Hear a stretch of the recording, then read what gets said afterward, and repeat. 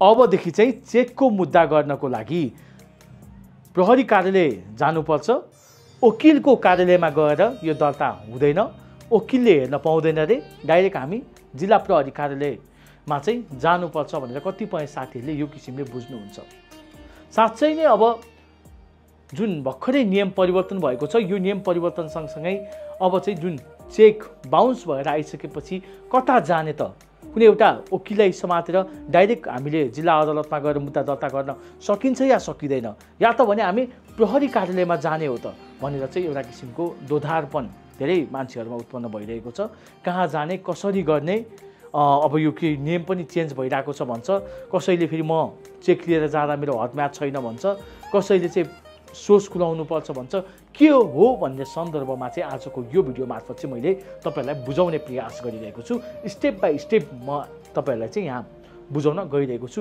सर्वप्रथम त एउटा जुन जिज्ञासा, ठुलो जिज्ञासा रहेको थियो, चेकको मुद्दा चाहिँ प्रहरीले मात्र हेर्न मिल्छ, यो प्राइभेट वकिल हायर गरेर चाहिँ उहाँहरूले डाइरेक्ट अदालतमा दर्ता गर्न मिल्दैन भन्ने जुन किसिमको एउटा कन्सेप्ट थियो, जुन किसिमको एउटा बुझाइ थियो, त्यो कदापि पनि होइन।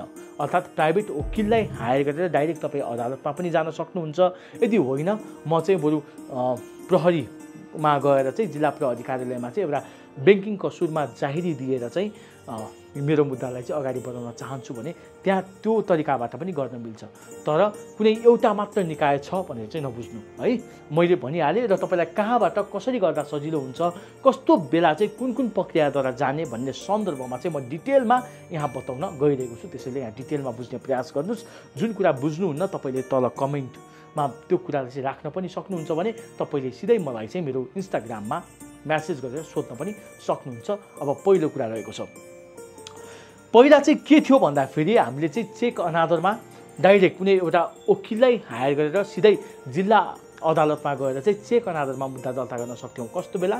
जति बेला चाहिँ तपाईँलाई कुनै व्यक्तिले चेक दियो, अब त्यो चेक साट्नको लागि तपाईँ ब्याङ्कमा जानुभयो, अनि त्यो चेक साट्न खोज्दाखेरि चाहिँ त्यो खातावाला जसले तपाईँलाई त्यो चेक दियो, त्यो खातावालाको यो खातामा चाहिँ पैसै पर्याप्त भएन भनेर चाहिँ अब त्यो चेक साटेन, बााउन्स भयो। तपाईँले चाहिँ त्यो चेकलाई चाहिँ 3 चोटिसम्म बााउन्स गर्नुभएपछि तपाईँले अब त्यति बेला कुनै एउटा वकिललाई हायर गर्नुभयो, अनि वकिललाई गएर चाहिँ तपाईँले त्यो बााउन्स भएको कागजहरू अनि सकल चेकको फोटोकपी, तपाईँको नागरिकताहरू दिनु भइसके पश्चात उहाँले तपाईँलाई चेक अनादरको मुद्दा लेखेर डाइरेक्ट जिल्ला अदालतमा मुद्दा दर्ता हुन्थ्यो। र त्यति बेला चाहिँ जम्मा तपाईँको अब एउटा चेक अनादरको मुद्दा दर्ता गर्दाखेरि चाहिँ मानौ तपाईँको एउटा चिन्जानको वकिलले तपाईँलाई चेक अनादरको मुद्दा गर्दाखेरि उहाँको फिस लिनुभयो 10,000 रुपियाँ, अनि त्यो चेक मुद्दा दर्ता गर्दाखेरि जम्मा लाग्ने अदालतमा 200 रुपियाँ। यति पैसाको खर्चमा चाहिँ तपाईँको एउटा चेक अनादरको मुद्दा पहिला खर्च भनौँ भने चेक अनादरको मुद्दा दर्ता गर्ने बेला खर्च हुन्थ्यो पहिला। अब भर्खरै नियम चेन्ज भयो। त्यो नियम चेन्ज भइसके पश्चात चाहिँ विनियम अधिकार ऐन 2034 को दफा 107 को कलाई खारेज गरिदियो। यो खारेज गरे सँगसँगै अब हामीले यो चेक अनादरको थ्रुबाट मुद्दा जुन छ त्यो मुद्दा चाहिँ लिएर जान पाएनौँ। यसरी अब यो चेक अनादरको थ्रुबाट मुद्दा लिएर जान पाएनौँ। अब नपाइसकेपछि अब हामीसँग चाहिँ दुईटा अझै पनि विकल्प भयो। के विकल्प भयो भन्दाखेरि यदि मानौ त्यो चेक दिएर तपाईँले बााउन्स गर्नुभएको मितिबाट 1 वर्षभित्रमा छ भने, 1 वर्ष जस्तै मानौ बााउन्स गर्नुभयो, आज बााउन्स गर्नुभयो, भोलि बााउन्स गर्नुभयो, पछि बााउन्स गर्नुभयो, यो किसिमले तपाईँले 3 चोटि बााउन्स गरिसकेपछि तपाईँको चाहिँ अब त्यो बााउन्स गरेको मितिले 1 वर्षभित्र रहेको छ भने तपाईँ डाइरेक्ट कहाँ जान सक्नुहुन्छ भन्दाखेरि जिल्ला प्रहरी कार्यालयमा चाहिँ ब्याङ्किङ कसुरको मुद्दा दर्ता गर्नको लागि चाहिँ ब्याङ्किङ कसुरको लागि तपाईँले डाइरेक्ट जिल्ला प्रहरी कार्यालयमा जान सक्नुहुन्छ। अब यहाँ जिल्ला प्रहरी कार्यालयमा गइसके पश्चात त्यहाँ तपाईँले चाहिँ ब्याङ्किङ कसुरको जाहेरी लेख्ने। अब ब्याङ्किङ कसुरको जाहेरी कसरी लेखिन सकिन्छ, जाहेरी लेख्नलाई के गर्नुपर्छ, त्यहाँ कसरी खुलाउनुपर्छ भन्ने सन्दर्भमा अलरेडी मैले एउटा भिडियो जाहेरी कसरी लेख्ने भन्ने भिडियो बनाइदिएको छु, युट्युबमा पनि छ। त्यहाँनिर चाहिँ गएर तपाईँले हेर्नु होला। म सानो यतापट्टि राखिदिन्छु, तपाईँले मेरो खोजेर त्यहाँ पनि जाहेरी कसरी लेख्ने भनेर तपाईँले त्यहाँबाट बुझ्न सक्नुहुन्छ। ओके, ब्याङ्किङको सुरुको तपाईँले जाहिरी लेख्नुभयो, जाहिरी दिनुभयो भने ब्याङ्किङको सुरुमा मुद्दा चल्छ। अब जाहिरी लेख्न तपाईँलाई आउँदैन भने पनि तपाईँले जिल्ला प्रहरी कार्यालयको अगाडितिर लेखापढी साथीहरू हुनुहुन्छ, उहाँहरूले चाहिँ तपाईँलाई यो जाहिरी लेखिदिन सक्नुहुन्छ, या त भने तपाईँले चाहिँ कुनै एउटा वकिललाई चाहिँ जाहिरी लेख्न लगाउन पनि सक्नुहुन्छ। तपाईँले जे पनि गर्दा भयो, तर ब्याङ्किङको सुरुको जाहिरी जुन छ त्यसलाई धेरै अप्ठ्यारो हुन्न, सिम्पल तरिकाले तपाईँले लेख्न सक्नुहुन्छ। ओके, यो ब्याङ्किङको सुरुमा जाहिरी लेख्दाखेरि त्यति धेरै खर्च पनि हुँदैन है। तपाईँलाई चाहिँ कुनै लेखापढी साथीहरू या भने कुनै वकिलको सहयोग माग्दा पनि धेरैमा धेरै तपाईँको भनौँ न 1500 रुपियाँदेखि लिएर 2000 रुपियाँमा चाहिँ तपाईँको यो जाहिरी लेखिदिन्छ, त्यहाँको वरिपरिको मान्छे जसले पनि लेखिदिनुहुन्छ। ओके, यो भयो ब्याङ्किङको सुरुमा तपाईँको बााउन्स गरेको मितिले 1 वर्षभित्रमा तपाईँ यहाँ जान सक्नुभयो। अब तपाईँलाई चाहिँ होइन म ब्याङ्किङको सुरुमा कहिले कहिले के हुन्छ भन्दाखेरि फेरि ब्याङ्किङको सुरुमा जाँदै गर्दाखेरि अब 10 लाख रुपियाँ यहाँबाट देख्नुहुन्छ कि हुँदैन हो, 10 लाख रुपियाँ भन्दा माथिको तपाईँको चेक तपाईँले लिएर आउनुभएको छ, बााउन्स गर्नुभएको छ भने त्यो चेकबाट चाहिँ ब्याङ्किङको सुरुको मुद्दा गर्दाखेरि तपाईँले फेरि सोर्स खुलाउनु पर्ने हुन्छ। अब यो कहिले कहिले के हुन्छ भन्दाखेरि हामीसँग सोर्स हुँदैन है, जग्गा कि बिक्री गर्दा पनि अब तपाईँको मानौँ 30 लाख 50 लाखको चेक छ भने हामीले जग्गा बिक्री गर्ने बेला त त्यहाँ थैलीमा त कम राखेका हुन्छौँ नि त, त्यो कमले गर्दाखेरि तपाईँको यो सोर्स खुल्दैन। अब यस्तो सोर्स नखुलेपछि तपाईँको सोर्सै खुलेन, हामी दर्ता गरिदिँदैनौँ भनेर चाहिँ तपाईँलाई फेरि जिल्ला प्रहरी कार्यालयका व्यक्तिहरूले पनि भनौँ न त्यहाँका त्यो मुद्दा दर्ता गर्ने फाँटबाट त्यो भन्न सक्छ। त्यसरी पनि अब धेरै मान्छेहरूले त दुःख पाउँछ, किनकि सोर्स त चाहियो, कहाँबाट आएको हो त त्यो पैसा भनेर चाहिँ त्यहाँ त सोध्छन्। त्यो सोर्स नखुलिसकेपछि ओहो अब मैले मुद्दै गर्न सक्दिनँ कि क्या हो भनेर पनि कतिपय साथीहरूलाई लाग्छ। अब त्यस्तो गर्दा गर्दै भोलि 1 वर्ष कट्यो या त भने 1 वर्षभित्रै छ, तर ब्याङ्किङको सुरुको मुद्दाको लागि तपाईँको सोर्स खुलेन, कहाँबाट आएको पैसा भन्ने 10 लाखभन्दा माथिको हकमा 9 लाख 8 लाख 7 लाख भने त त्यो सोर्स चाहिँदैन, 10 लाखभन्दा माथिको हकमा चाहिँ ब्याङ्किङको सुरुको मुद्दा गर्दाखेरि सोर्स माग्छ। त्यो सोर्स तपाईँले दिन सक्नु भएन, खुलाउन सक्नु भएन भने इन द्याट टाइम्स तपाईँले चाहिँ अब यो चेक बमोजिमको रकम दिलाइ भराइ पाऊँ भनेर लेनदेनको मुद्दाबाट पनि जान सक्नुहुन्छ, डाइरेक्ट जिल्ला अदालतमा मुद्दा दर्ता गर्न सक्नुहुन्छ। त्यसको लागि चाहिँ तपाईँले वकिल हायर गर्नुपर्ने भयो। अब तपाईँले पहिला जसरी चेक अनादरमा तपाईँले वकिल राख्नु भएको थियो, यसरी नै यहाँबाट पनि वकिल राख्नु पर्यो। अब तपाईँले यसको लागि सोर्स खुलाइरहनु परेन, त्यही बााउन्स भएको 3वटा जुन बााउन्स भएको थियो 3 चोटि बााउन्स भएको पेपर अनि तपाईँको सकल चेकहरू राखेर सबै यही चेक अनादरमै भएको सबै कुराहरू यहाँ राख्ने प्रमाणहरू, तर चेक अनादरमा जुन हामीले राख्ने दफालाई चाहिँ परिवर्तन गरेर अब हामीले यसमा लेनदेनको दफा राख्नु पर्यो, किनकि चेक बमोजिमको रकम लेनदेन है, चेक बमोजिमको रकम दिलाइ भराइ पाऊँ जुन चाहिँ लेनदेनको कुरा हुन्छ त्यसमा चाहिँ मुल्की देवानी संहिता 2074 को दफा 488 लाई राखेर र अनि यसको हदम्याद भनेको चाहिँ 492 को खलाई टेकेर चाहिँ अब हामीले मुद्दा दर्ता गर्न सक्छौँ, जुन चाहिँ यदि मुलुकी देवानी संहिताबाट जाने हो भने। यदि तपाईँलाई होइन मेरो चाहिँ 1 वर्ष पनि कटिसक्यो, कसैको त हुनसक्छ नि त, मैले त बााउन्स गरेँ म चुबो लागेर बसेको थिएँ, यो नियमको बारेमा मलाई केही पनि थाहा छैन, तर अहिले हेर्दाखेरि त चेक त 1 वर्ष बढी भइसकेछ बााउन्स गरेको मितिले। अब तपाईँले 1 वर्ष बढी भइसकेपछि तपाईँले ब्याङ्किङको सुरु पनि गर्न पाएन, किनकि यसको बााउन्स गरेको मितिले 1 वर्षभित्रमा ब्याङ्किङको सुरुमा जानुपर्छ भन्छ।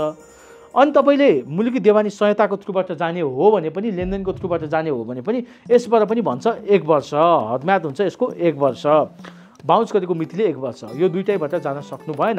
अब यो चेक बमोजिमको रकम दिलाइ भराइ पाऊँ भनेर डाइरेक्ट वकिल गएर तपाईँले भेटेर जिल्ला अदालतमा मुद्दा दर्ता गर्दाखेरि चाहिँ तपाईँलाई अलिक कस्टली भयो। कसरी कस्टली भयो भन्दाखेरि वकिल राख्दाखेरि मिनिमम वकिलको फी भनौँ न 10,000 रुपियाँ ल मिनिमम तपाईँले तिर्नुभयो भने, अब पहिला यो चेक अदालतको थ्रुबाट जाँदाखेरि जम्मा 200 रुपियाँ तिरे पुग्थ्यो अदालतमा।